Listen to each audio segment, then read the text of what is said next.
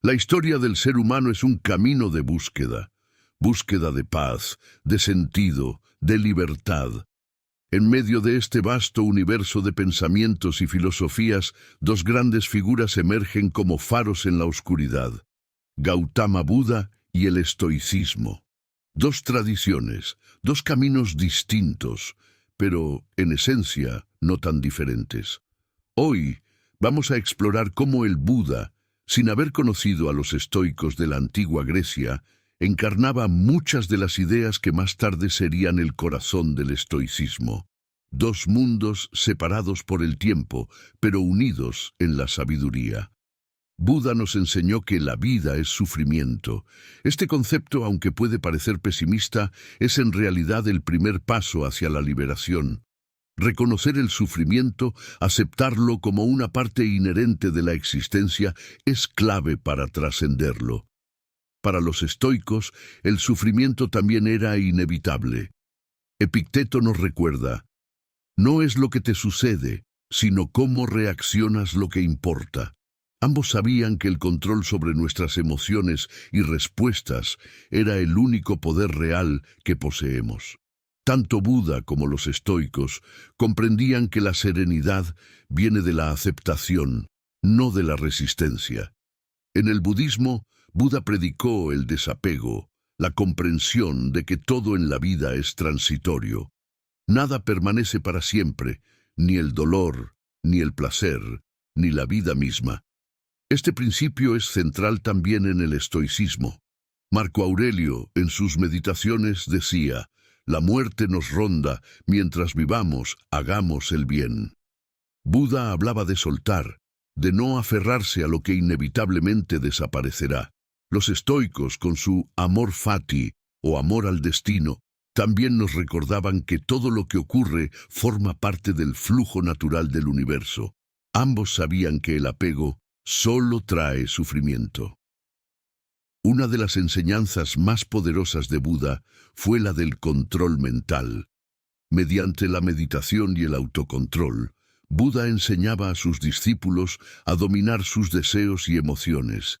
Este dominio interno es lo que, en última instancia, libera al ser humano del ciclo del sufrimiento. Los estoicos, aunque no meditaban en el sentido budista, practicaban la ataraxia, un estado de serenidad inalterable frente a los golpes del destino. Epicteto, un esclavo liberado, decía: nadie es libre si no es dueño de sí mismo. Buda y los estoicos sabían que la verdadera libertad está en el control sobre nuestras reacciones, no en el control de lo externo. Para Buda, el noble sendero óctuple es la ruta hacia la iluminación. Una vida de virtud, compasión y sabiduría. Similarmente, para los estoicos, vivir conforme a la virtud era el mayor bien. No se trataba de alcanzar placeres o evitar dolores, sino de vivir de acuerdo con la razón y la naturaleza. La virtud para ambos es la piedra angular de una vida plena. No se trata de riquezas, poder o fama. Tanto Buda como los estoicos nos enseñan que una vida virtuosa es, en última instancia, una vida feliz. Buda hablaba de la calma como la máxima expresión del ser iluminado, el desapego emocional, el no permitir que los vaivenes de la vida agiten nuestra paz interna. Los estoicos, con su énfasis en la apatheia, nos invitan a una vida en equilibrio, sin ser esclavos de las emociones.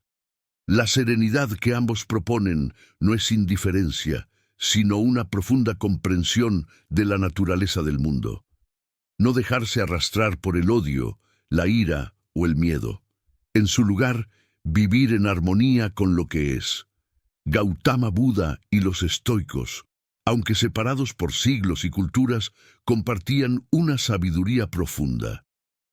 Ambos reconocían que la clave de la felicidad no reside en el mundo externo, sino en nuestra mente, que el sufrimiento es inevitable, pero también superable, que la libertad no se encuentra en controlar el mundo, sino en controlar cómo respondemos a él. Buda fue, sin quererlo, un estoico, Y los estoicos, sin saberlo, caminaron junto a Buda. En ambos caminos encontramos la invitación a vivir con serenidad, aceptación y virtud. Dos caminos que nos enseñan que la paz está siempre dentro de nosotros. Así que, si alguna vez sientes que el peso del mundo te aplasta, recuerda, ni Buda ni los estoicos buscaron cambiar el mundo, solo se cambiaron a sí mismos. Y en esa transformación interna encontraron la verdadera libertad.